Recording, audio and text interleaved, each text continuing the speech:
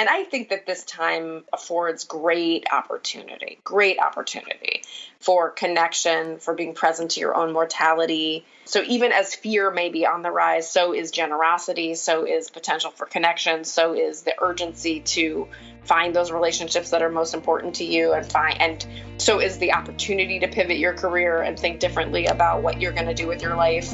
Everything's up for grabs right now. Hello, and welcome back to Seek the Joy podcast. Happy Seek the Joy Tuesday. I'm your host, Sydney Weiss, and on the podcast this week is Laurie Gerber. Laurie is a head coach of Handel Group Life Coaching, an international coaching company which specializes in teaching individuals to take focused and powerful action in every area of their lives. And this week's new episode is so timely. It's called The Power of Believing in Your Dreams, and this was something I really wanted to talk to Laurie about because during a time of so much unrest and uncertainty, we're in the middle of a global pandemic and we are really facing the realities of systemic racism in the United States. And there's just so much going on. We're about to have probably the most important election of our lifetimes in like 70 something days. And so in the middle of all of this, how do you dream? How do you hold a vision for yourself? How do you believe in something that's not here right now or something that you've never had before? And on top of that, what really gets in the way of our dreaming? So Laurie and I sat down to talk about these questions and more, and she shares with us the power of a dream and how to really dream with the Handel Method behind it.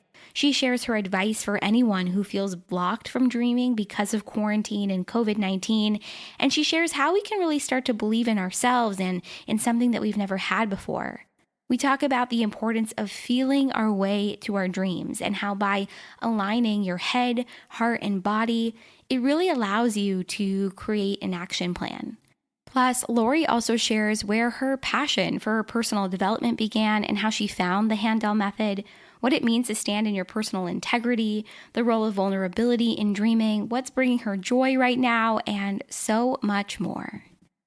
Before we dive in to this week's new episode with Laurie, I want to share with you that we are celebrating 3 years of Seek the Joy podcast on October 3rd. It's literally like a month away, and we are celebrating this year on Zoom, and I would love it for you to join. Save the date for Saturday, October 3rd at 2 p.m. Pacific, and the link to RSVP is in our show notes. I know that this has been such a tremendously difficult time and year for so many of us, for so many different reasons, but also for so many of the same reasons. And so I really hope that today's new episode with Laurie brings you some comfort. I think it's really timely and will give you a little hope and inspiration to chase after your dreams and to believe in your dreams, I think, especially now. So make sure to join the conversation on our social media pages, Instagram, Facebook, Twitter, and LinkedIn. We are at Seek the Joy Podcast everywhere. Follow on Spotify, subscribe on Apple Podcasts, and while you're there, leave us a rating and review. Ratings and reviews really help the show get seen by new people and tell people what Seek the Joy is all about. So when you leave that review, take a screenshot, send it to Sydney at seekthejoypodcast.com, and I'll send you a little something to say thank you. All right, guys, that's it. I'm so excited to share with you this powerful conversation about the power of our dreams with Laurie Gerber. And Laurie and Inner You, as part of Handel Method Group Coaching, is offering Seek the Joy podcast listeners a special coupon code to check out their Inner You Life, which is their online coaching course. You can find more information in the show notes for today's episode, and you can enter the code Seek the Joy to redeem that coupon. All right, guys, that's it. Without further ado, here is my conversation with Laurie Gerber of Handel Group Life Coaching.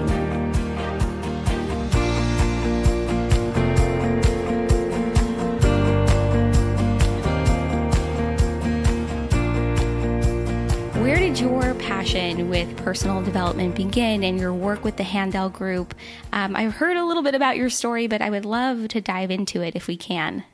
Yeah, it's funny. I literally just recorded a talk with my mother, my very own mother, talking just about exactly where that personal development journey began. So it depends on how many generations back you want to go. But my mother introduced me to self-help and personal growth and spiritual work when I was about 11. She took me to yoga centers and Tai Chi, and she was meditating in front of me. And so I became somebody who was really interested in self-improvement and how to be happy very young in my life. But unfortunately, I found myself in my late 20s having consumed years and years and years of spiritual teachings, practices, lived in an ashram, therapy, of course, books, gurus, courses, still not happy and fulfilled, though I had checked many boxes and accomplished many things. So I looked over at my friend Lauren Handel Zander, who is the founder of the Handel Group and Handel Method, which I now teach. And she literally looked like she was happy. I used to say she looked obnoxiously happy. I still say that. And annoyingly buoyant. So she had the same situation as I had. She had 2 kids at home. She had a husband. This is about 15 years ago. So now I have 3 kids and so does she. But at the time we had 2 little kids at home, husband, a business, a body, an apartment in New York City, etc. And all of this seemed joyful for her. Handling all of these things, a family, a body, a sex life, a business, changing the world. And for me, all of that was bringing me no joy or fulfillment. It all seemed in competition with each other. It all seemed hard. I was suffering. I was tired. I was cranky. I was being mean to my husband. But she caused dissonance in my brain, right? Because she was having a very similar looking life on paper, but she was actually happy and making it all work. Guess what I did? I hired her. I was like, okay, I'll do one more thing for my personal growth if it ends up looking like that. Now I do a call almost, every morning with a group of people, a community, and help them, help people get aligned with themselves in the morning. And I think it really just took me seeing one other person, putting it all together to believe it was possible for me. And then I rigorously interviewed her as to how she did it and listened for the first time. Yeah. This is so interesting. I love what you just said, that it just took one person for you to see and believe that it was possible, and it being a happy life, a fulfilled life, feeling the way that you wanted to feel every day. And I think so many of us struggle with this of how can I actually have the life that I want, or design the life that I want, or allow myself to dream, even bigger than I'm allowing myself. And sometimes I do think it really does start with just believing that it's possible for you. 100%. It really, I was doing tons of things, Sydney. I was meditating. I was doing yoga. I was going to therapy. I was writing in a journal. I was saying affirmations. I was studying things. I was doing so many things, but the believing is the thing, right? Yeah. The physical integrity, we say that's the lowest level of integrity. You can actually be on the dating sites all day long and never find love. You can, I also, ate healthy, quote unquote, for a long time and didn't have the body of my dreams. Like you can do the thing, but if you don't believe that your heartfelt dream is possible, you're so powerful, you won't actually get it. That's how powerful the mind is. I want to talk a little bit about this aspect of believing, because for some reason, I think for a lot of us, it feels almost like easier said than done. Like, do I just wake up one day and I believe that all this is possible for me? I'm wondering, how do you start to believe in something that maybe you've never seen before, or something you've never had before, but it's something you really want in your life? So if you don't have examples, or someone who's done it, or you just have never had it in your own life. Yeah, it's a great question. And I have 3 answers. Okay, I'm excited. One is the first thing we do with clients, whether it's in our interview, our digital format, or privately, and this is the first thing Lauren did with me when I hired her, was we articulate what we want, but we try to find something that's emanating from the heart that is a stretch but doable. So it's not something completely outside your frame of reference. Right. So it's not, for me, exercise was not something I did or liked, but it wasn't completely outside my frame. I had run the mile in high school, Yeah. Run around the track. It wasn't like I didn't understand. Like, I had done some swimming, recreationally in college. So it wasn't like I had no concept. So the dream became this stretch but doable concept of feeling wonderful in my body, feeling graceful, feeling buoyant, feeling flexible, feeling strong. And so it wasn't something, so it was possible to believe in it because it wasn't completely outside of my realm of understanding, right? I couldn't have, my coach wouldn't have accepted if I said I'm going to be an Olympic athlete or I'm going to be a prima ballerina, right? Yeah. Like that would not have, there's no way you can trick your subconscious into something like that. You're like, that's just not going to be it. From where I was, right? And then who knows, like you can get there in stages for sure. I kept iterating over time because I kept, hitting certain goals. So number one, you have to name it in a way that is doable and own it in a way that's doable. So that starts to make it believable. Second is you have to go see it. You have to hunt it and find it. So it's so fun. I was just recording a session with an expert in meditation, and she was explaining the science behind the fact that your brain selectively perceives and remembers only a very small percentage of the inputs that are coming in. And we're very biased. We have unconscious bias. We know this. So did I see people who were happy eating healthy? No, I did not, Sydney. I couldn't find a one. The only people I saw that were happy were people eating ice cream and cake. So that's what I was eating, even though I'm allergic to gluten and dairy. Oh, soul sister. Yes. Right? So, but I literally couldn't see, quote unquote, couldn't see. Yeah.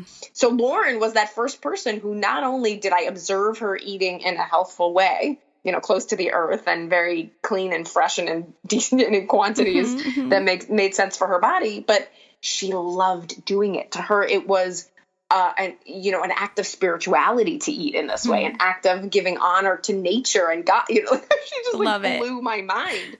And then, as soon as you start to see that thing exists, then of course you see it everywhere. So I could see other people, just like your Instagram feed, right? Like what are you being fed? Yeah. Or do you want to watch the cake baking channel or do you want to watch the beautiful Whole Foods channel? So I tuned into that channel. I could start to see it. I could start to believe it. And then the third, which is I think the most powerful, is the coach will always have you start to take actions. Simple, small actions. So one of the first simple, small actions we did for me was to eliminate sugar from my diet. And we tapered me off and eliminated that. So of course I could start to believe in having a happy, healthy, strong body as soon as I started acting in accordance with that. I still had tons of weight to lose. I had acne to clear up. I had, gut problems and I had all the issues that a human being would have when they live on sugar.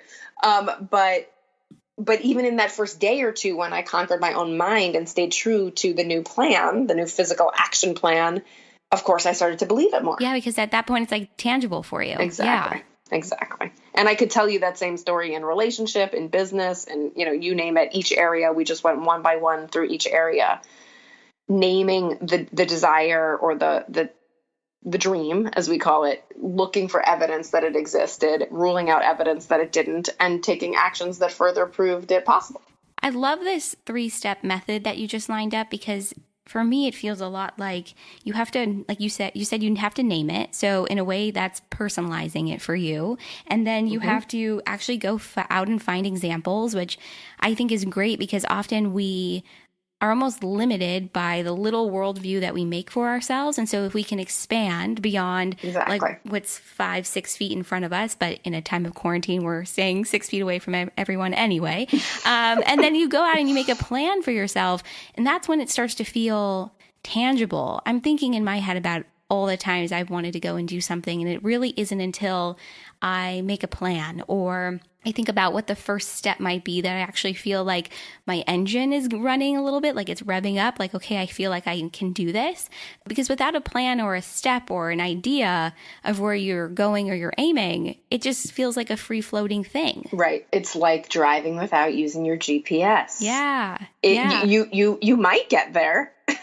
But it might take longer, or you might go like the long route or something. Yeah, it's much more helpful to use the GPS. And another way I sort of summarize that is heart, head, and body, right? We're really trying to program according to our heart's desires because so much of the time we're programmed by society or culture or our parents or our peers and, what we think we should be doing versus programming the GPS to our own personal heartfelt dreams.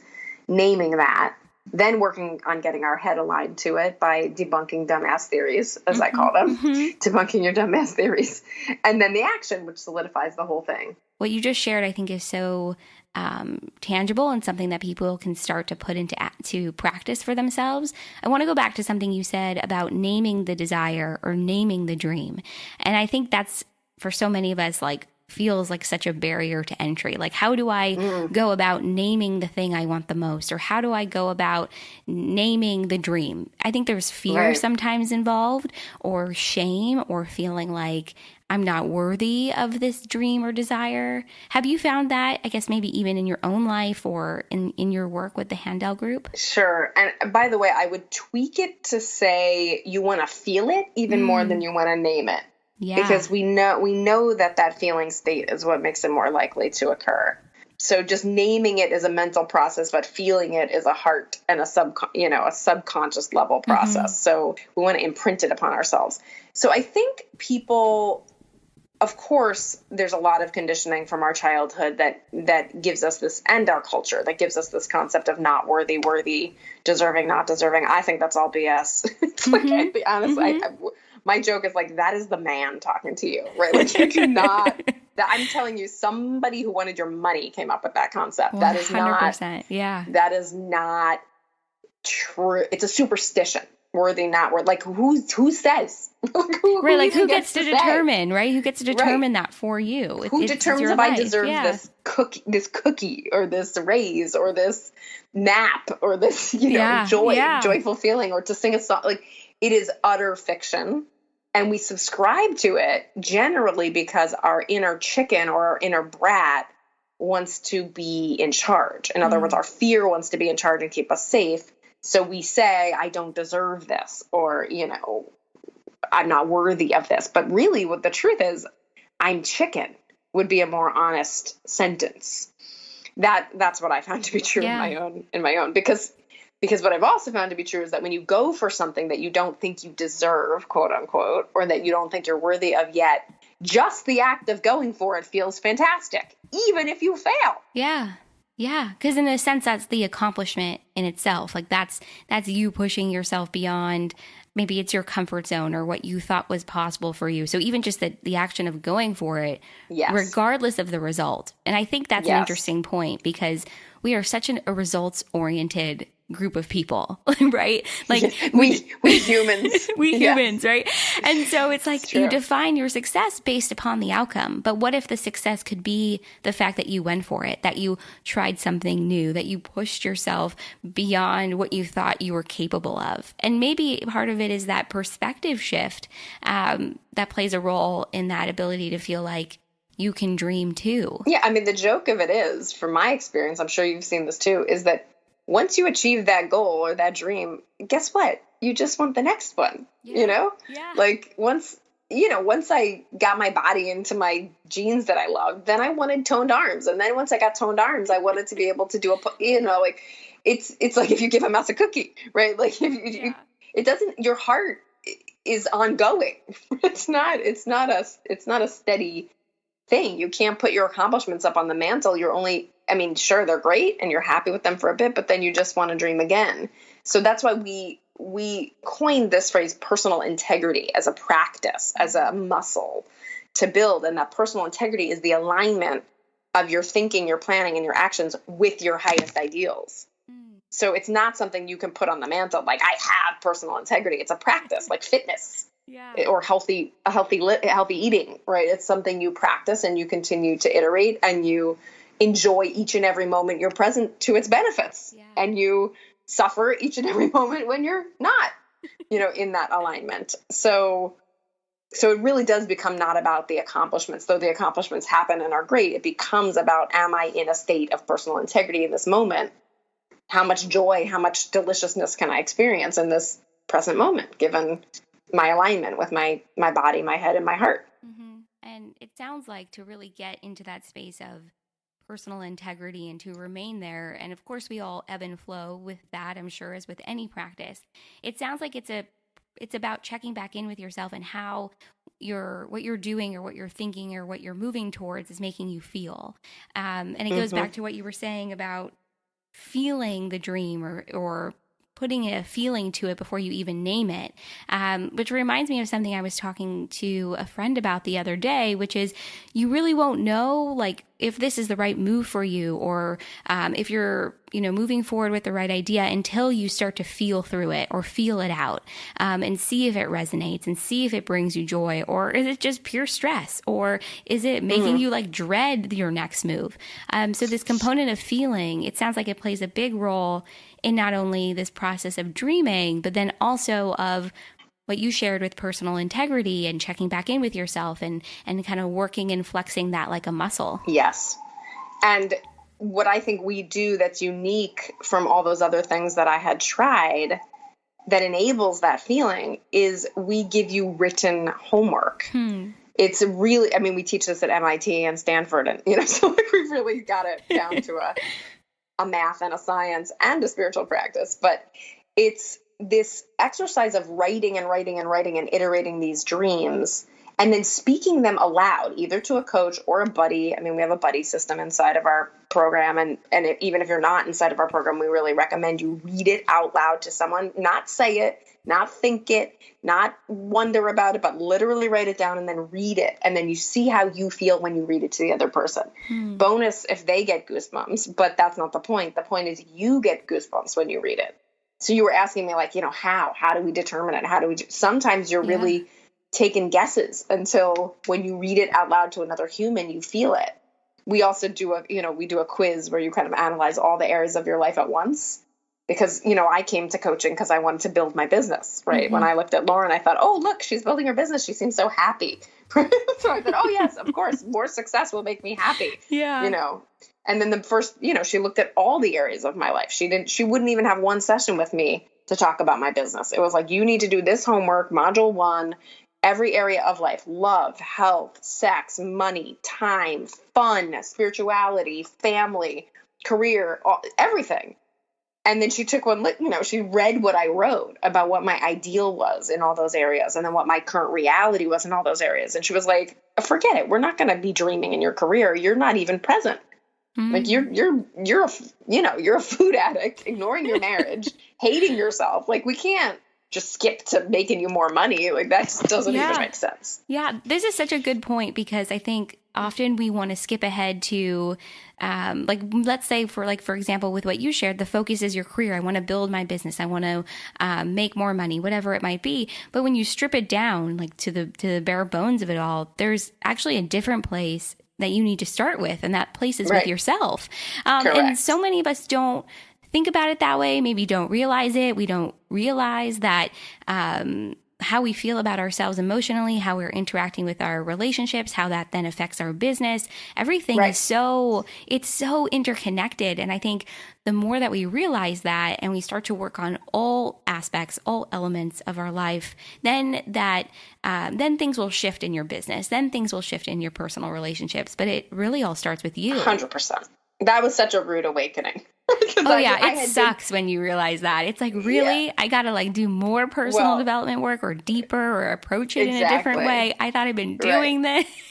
Well, I'd been doing like I said, I'd been doing so many things and working so hard, but always skipping that tender, vulnerable, maybe it's me moment. It's me. That's our mantra at Handel Group, where she basically said, I'm not going to keep I'm not going to keep playing into your game of accomplish more, get a quick high, then fall again, and get a quick high, then fall again. I'm not going to play into that. I'm going to go down to the roots and dig out the roots and plant you in much more firm soil of self-love and self-respect.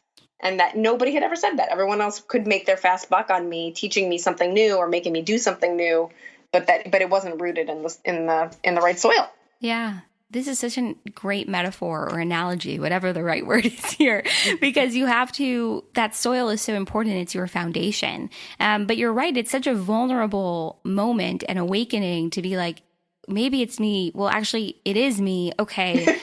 Crap, right? Maybe definitely. And so I'd love to talk a little bit about that vulnerability piece of it all. Vulnerability is something we talk about on the show quite often. And I think I have found, at least in my life, it's been the root of all change and all of my relationships. And the more you're willing to be vulnerable, the more you grow, and the more I think your life changes the way that you would really like it to. So I'm curious, what your experience has been like with vulnerability, and maybe what you even talk about or speak to in your coaching when it comes to vulnerability. I think the whole thing is quite vulnerable. I mean, even down to the concept that personal integrity is personal, right? So the first thing we do when we get a new client is we go, hey, scrap everything. Scrap everything you've been bowing to, unless it's making you happy, right? If it's making you happy, keep it. But really scrap everything, because we're going to start with your very own heart. And that first exercise lays you bare, right? We're really asking you, what's a 10 on a scale of 1 to 10 for you? What would you love to have? What would you love your love life to be like? What would you love your money to be like? What would you love your spirituality to be like? What would you love your career to be like? And weirdly, no one had ever asked me that in all the areas before. In all my personal growth, maybe one area, maybe. But nobody had ever said, like, no, write something poetic, write something delicious, write something that you want to bathe in and read every day. So that's vulnerable, right? That's like telling someone your fantasy. Like, that's vulnerable. And then honestly tell me, if that's a 10, where are you now? Oh shit, I want deep connected intimacy with my husband, long walks on the beach. Right now what I have is we co-parent, we have a business meeting every night, we bicker, we have had sex, 4 months ago. Like the current reality is a 2 compared to the 10. Fuck. So that's vulnerable, right? Having to put it on a scale. We love scales at Handel Group because it forces you to face the truth. Yeah. And then explain why. Okay, now I have to tell her what's going on in my head. Well, I think he's like this, and I think I'm like that, and I tried this, and I did that. Blah, blah, blah, blah, blah. Well, I just fork over my inner dialogue to her, right? And then she can see it. Right? Again, even in our digital program, right? A coach can, if you choose, you get a coaching session for free, and the coach looks at it, and you've now like forked your life over to a human being that has all these tools at their fingertips to come back to you and go like, okay, here's where to start. Here are the kinds of actions you need to be taking given your whole story. Yeah. So the whole thing, just the first assignment was one of the most vulnerable things ever. And then of course, out of that comes someone witnessing your heart, someone witnessing that which you really care about, someone arguing with your head, like making you really think about what your theories and beliefs are. And then someone telling you like, okay, go do this. Like one of the things she told me was go ask your husband why you don't have that. Go actually find out. And then I'm like, oh shit, that's vulnerable. Like I thought it was vulnerable to talk to you about it. Now you want me to go talk to him about it? She's like, duh. How else are you going to find out? Because all your reasons are BS. Why don't you go find out? Yeah. And then I have to go back and report back. Right. So the vulnerability, throughout the entire process and continues throughout the entire process. One of the probably most popular modules we have in our program is the art of a difficult conversation, which is all about, bearing your own soul, telling your own truth, and being open to hearing another person's truth, which is, peak experiences. And there's always so much I have found like resistance at the very beginning of these vulnerable moments. And I can like feel it when you were sharing this story of like, oh God, now she has to go talk to her husband. Oh God, now she has to report back. Okay. Like that must have been like an oh crap moment. But at the end of it, after you did it, did you feel like a sense of relief or pride in yourself? Like what was that like then after you did it? Yeah, exactly. Well, heart, head, and body, euphoric, because, on the head level, I disproved my theories that things couldn't change. Yeah. On the heart level, I reconnected deeply to the person I said I would love, honor, and cherish till death do us part. And then on the physical level, I rekindled our relationship and set it to a whole new level and built that self-trust of like, oh, I'm scared of something. I do it anyway. I'm brave. I'm awesome. Now I quote unquote deserve more, right? How do you become someone who thinks they're worthy or deserving? Yeah. Is you actually keep taking those brave actions. You keep taking those actions the brat doesn't want you to take. Your inner brat and your inner chicken don't want you to take these brave actions. So again, knowing I had to report back that I had this accountability was incredibly helpful because it made me braver. Yeah. And I also knew, just like now I know as a coach, having done this 10,000 times, she knew as a coach, this is going to work. Right. Even if you fail, it's going to work because of how proud you're going to be that you did it. Yeah. Even if even if he won't answer, even if he says something horrible, even if, you have a fight the next day, like she knew that no matter what, me taking that action that was in alignment with my highest ideals would work. Yeah. This is such a great point because it all inevitably works out. It just may not work out the way you planned or the way that you had wished for, but it works out the way that is for your highest benefit, that will allow you to grow and shift and move. And I think this brings me to something I really wanted to talk to you about, which is we're in a global pandemic, and I'm in LA, and I swear any day now we're going to go back to stage one. And so many people are in quarantine and have maybe been furloughed or lost their job or are in a space that maybe they didn't expect to be. And maybe they feel like, and I've had conversations, so I know there are some people out there who feel this way, that dreaming, like, how do I dream right now? Like, how do I plan for more when I'm just trying to get by? I don't know if that makes sense, right. But I'm curious, in the last couple of months while we've been in this pandemic, what have you been saying to people maybe who feel blocked from dreaming as a result of quarantine, or maybe they feel it's difficult to hold like this vision for themselves of the future or for their dreams when there's so much uncertainty? Yeah. I think you've really summarized well what a lot of people are experiencing. Of course, the first thing I ask myself is, what's my belief about this? Yeah. Right? I don't go to the action, I go to the belief. And what's my belief? And my belief is that this pandemic and this quarantine and, all the social unrest and all of the flux and uncertainty and energy that we're experiencing right now is for the best and for the highest good. So I really do train myself and train others to pick the belief that I want to believe. Am I right? Who the heck knows? and when will I find out if I was right? Never. Yeah. So I choose, and I think that this time affords great opportunity for connection, for being present to your own mortality. So even as fear may be on the rise, so is generosity, so is potential for connection, so is the urgency to find those relationships that are most important to you, and so is the opportunity to pivot your career and think differently about what you're going to do with your life. Everything's up for grabs right now. So I think the uncertainty is perfect fodder, perfect backdrop for dreaming. And the good news about the kind of dreaming that we suggest you do is that you do not need to know the how, and you do not need to know the exact what, which is great because we know our minds are so limited, right? We know our minds are so limited to what we've experienced in the past or what we think we've experienced in the past, which is biased. So it's much more important to articulate how you want to feel. Like, as we will circle back to that as we started with, what do you want to feel? So when I came to Handel Group, I wanted to build my business, but as soon as I figured out what I was doing wrong in my business, which she handled very quickly, I realized, this is great. Now I know how to hack this, but the truth is I'm not really fulfilled in this job, right? Like I figured out how to do the physical integrity and how to succeed, but the purpose of this career is not fulfilling my highest purpose. I want to be helping people more. So I didn't know what I wanted to do. I literally had I just knew I wanted to help more. All I knew was I wanted to be making an impact on the planet. I wanted to work from home. I wanted to make my own hours. I wanted to be with people I loved and respected. And I wanted to be challenged. That's all I knew. That was my whole dream. Yeah. There was there was absolutely no title that went with that job that I knew of.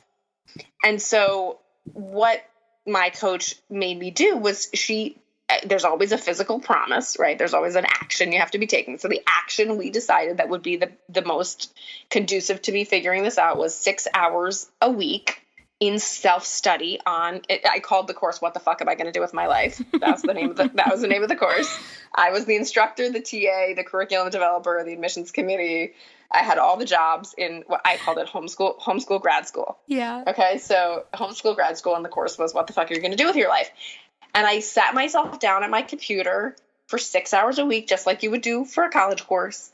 And I studied and I researched and I did informational interviews and I looked at people that I admired and I found out what their paths were. And I just earnestly did the physical integrity that would go with trying to figure out how to get that dream, even though I really did not have I looked at grad school for social work, right? Like there were paths that had been charted and I was like, absolutely not. No, no, I don't want that path, right? So I looked at all the obvious paths and they all were ruled out because either my head didn't like them, my heart didn't like them, or my hoo-ha didn't like them, right? Like it didn't turn me on, it didn't light me up, or it didn't make sense for my life.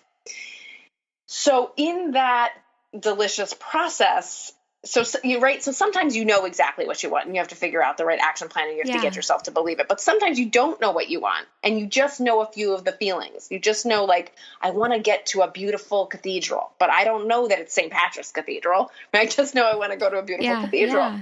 So you can't tell the GPS all the things. Now you have to start looking at maps and you have to start looking at pictures and you have to start researching and earnestly doing the work to get yourself closer to it. If you'd like to hear the moral of this story, one of the assignments was to brainstorm possible options and then assess them based on head, heart, and hoo-ha. Head being, is it practical? Heart being, do I love it? And hoo-ha being, does it turn me on? Would I be proud to talk about it with people? Mm-hmm. And at the time I wrote life coach was one of the options. And I wrote, that sounds like a quack. I would be embarrassed to tell anybody I do that. And then I wrote in little parentheses, but if I could do what you do, Lauren, I'd probably be pretty happy. Yeah. Right. But then I scrapped it because even though heart got a 9 out of 10, head, because I wasn't going to, pay for the training, and hoo-ha, I wasn't going to tell anybody life coach, those were a 3. Yeah. So I couldn't pursue that. Right. And then I looked at, I'll be a rabbi. Right. Great. Like all the power, all the, status of being a rabbi. And I would probably love leading people. That would be great. And then it was like, live in Israel for a year with 2 young children. No. Like, nope. No. Head, 3. Right? Like, so everything social work school, forget, like, I just couldn't, it just didn't, there was nothing that was showing up that hit all 3. Yeah. And if you're listening right now and career is not your thing, maybe love is your thing, right? You keep bringing in people and they hit 2 out of 3, but not all.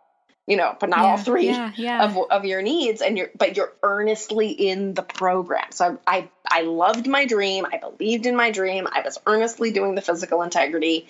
I was fighting my mind. I was debunking my dumbass theories. This is possible. This is possible. This is possible. And then all of a sudden one day, a job became available unexpectedly. The president of the life coaching division of Handel Group left unexpectedly. And all of a sudden, the Handel Group needed an executive, a president, to help run this small division of this, at the time, small company, and put this method out into the world. And I thought, president? Now, I could tell people that. I think I could manage to utter the word president next to it. Meanwhile, that's what I was. I was the president of a small company. Oh. So, that's what I had been doing. So my skill set was decently matching. Yeah. I loved the methodology. I was already deeply, immersed in the methodology. I was now going to be able to get trained within my job versus having to pay for it separately. Lo and behold, head, heart, and hoo-ha, 9 out of 10. I love it. Yes, I will take the job. Thank you. So it's really about exploring the different possibilities within the wider dream. So even if you feel blocked or it's a weird time or there's uncertainty, just to continue to the practice of exploring and the practice of looking at the different, roads that come out of that larger dream, and then feeling your way through it. It sounds like that's really the key here. Yeah. That was my very long answer to your question. No, I loved it. What if you're not sure? I loved it. Sure? What if it's a time of uncertainty? Yeah, because we learn so much from other people's experiences and other people's journeys. And that's what's so fun for me to have having these conversations is there's so much to learn from someone else who's been through it or has put these methods and practices into practice, for lack of a better word. Before we go, I have 2 final questions for you. And the first one is, what is bringing you joy right now in your life, in this quarantine, but in life in general? It gives me the most pleasure to share these tools with people. It really has always been my dream I can even remember back to being very young and very small and thinking, if I ever figure out how to be happy, all I'm going to want to do is tell people about it. Share and spread the wealth. Yeah, because it's selfish too, right? The more I talk about it, the more I have to stay true to it myself. So that is what gives me great joy. And I have so many more opportunities now because I'm not stuck on any airplanes right now, Sydney. I have, practically every day I'm either on Instagram or, live on Zoom, just supporting people in doing this exact work that I'm talking about. So that brings me great joy. Oh, I love the accountability aspect of it all. The more you share, the more you hold yourself accountable. And then my last question for you, and this is the question I ask everybody that comes on the podcast, and it's so timely for our conversation, but it is, what is your biggest dream? Oh, just to teach a critical mass of humanity how to tell the truth and make that seem really sexy and fun. Oh, I love it. And you just had a TED Talk, right? Or a TEDx talk. I did, yeah. About that very topic. Yep. Oh, secret-free diet. I love it. I'm going to link to that TEDx in the show notes, and so everyone can check it out. But Laurie, I have loved having this conversation with you. It is so timely, I think, to talk about dreams and exploring your dreams and aiming for the different possibilities. And I think what you shared is so true that now more than ever, it is such a great time to do that. So thank you so much for coming on the podcast and sitting down with me. Where can everyone find you, find the Handel Method, connect, and learn more? Awesome. The best place to connect with me is on Instagram, which is Laurie Gerber _coach. There you can find, all of the free stuff I do and just, about my daily life, of course, Laurie Gerber _coach. At Handel Group, HANDELGROUP is the Instagram handle for Handel Group. And that's where also all of our recordings go. So we record a lot of what we do, and that's there so you can go back in time and catch up. But the thing I recommend everyone do right now, especially since you're getting half off because of pandemic times and because of you, Sydney, is to go check out Inner You Life, which is the digital version of our coaching method, affordable really for everyone. And that's why we did it. That's why we put it digitalized, is so that anyone could learn the method, do the exercises, get a buddy, have a private coaching session, be part of our group coaching. All of that is included in the lifetime subscription and in the extremely, extremely low price. It's kind of insane. Yeah. And you guys have a code specifically from this podcast, which is Seek the Joy. And Seek the Joy will always give you some form of a discount, but right now it's giving you a half off discount. Awesome. So for the price of a private coaching session, you get a private coaching session plus ongoing group sessions plus the entire methodology plus all the exercises. So if you are ready to start dreaming, and putting that stuff into action, this is definitely a very, very easy self-guided way to do that. Yeah, I'm so excited that we're doing this, that you guys are giving half off with the code Seek the Joy. So I'll make sure to put everything in the show notes where they can find the program and connect with you. Everything will be there. And Laurie, just thank you so much again. This was such a great way to start off my Tuesday morning. So I'm excited to share it with everybody. Wonderful. Thank you so much, Sydney.